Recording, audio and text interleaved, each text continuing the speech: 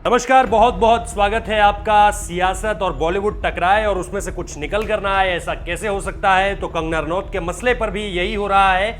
अब अलग अलग सियासी पार्टियां इस पूरे के पूरे विवाद में अपना अपना माइलेज तलाशने की कोशिश कर रहे हैं। यही किया आरपीआई की तरफ से भी अब इसी तरह की एक पहल सामने निकल कर आई है।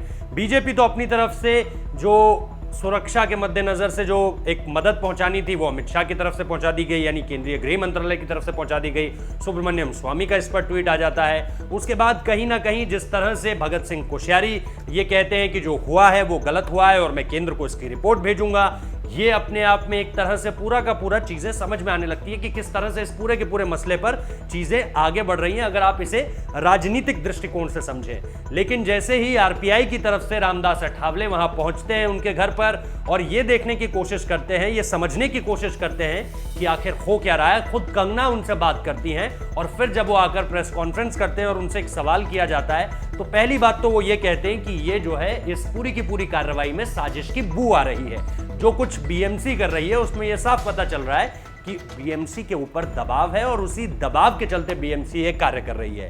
लेकिन दिलचस्प बयान ये नहीं, दिलचस्प बयान इसके बाद अठावले साहब ने दिया। उन्होंने कहा कि अगर वो हमारी पार्टी में आती हैं तो 100% स्वागत है, बीजेपी में जाती हैं तो 50% स्वागत है। ये भी उनका कहना था। किसी पार्टी में जाने की जरूरत नहीं की है, लेकिन वो अगर बीजेपी में आरपीआई में आती है तो हम स्वागत करेंगे।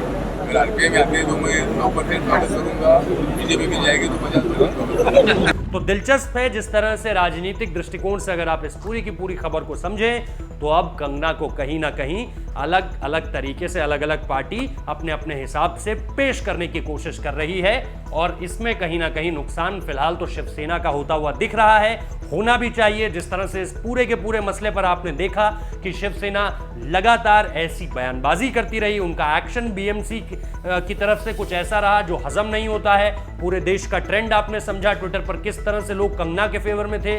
हम लगातार आपको रिपोर्ट कर ये बता रहे हैं, सारी तस्वीरें आपको दिखा रहे हैं कि कंगना के साथ जो हुआ वो सही नहीं हुआ। आपको पता है कि बीएमसी ने 24 घंटे में ये पूरा का पूरा एक्शन कर दिया था। एक नोटिस चस्पा करते हैं, 24 घंटे के अंदर कार्रवाई कर देते हैं, वो इलाका उतना सा इलाका तोड़ देते हैं। फिर इसमें शरद पवार की एंट्री होती है। ये बैकडोर की खबर है, ये जो है ये कैमरे के सामने कोई आपको नहीं बताएगा, लेकिन बिहाइंड द सीन ये हुआ जिसे हम कहते हैं कि ऑफ द रिकॉर्ड, इसे हम कहते हैं कि ऑफ द रिकॉर्ड बातचीत में ये सामने निकल कर आया कि शरद पवार ने कहीं ना कहीं शिवसेना से बात करते हुए ये कहा कि आप जो हरकतें कर रहे हो वो एक अभिनेत्री को नेत्री बना रही है। वो कहीं ना कहीं कंगना रनौत के पक्ष में इस वक्त पे पूरे देश में माहौल एक बनता चला जा रहा है। अपने एक्शंस को रोकिए। आपको पता है संजय राउत ने क्या कहा था, मैं कैमरे के सामने उस जुबान का इस्तेमाल नहीं कर सकता हूं, और उसके बाद एक टीवी इंटरव्यू पर उन्होंने इस चीज को डिफेंड करने की भी कोशिश की और अपने शब्दों के मायने कुछ और समझाने की कोशिश भी की।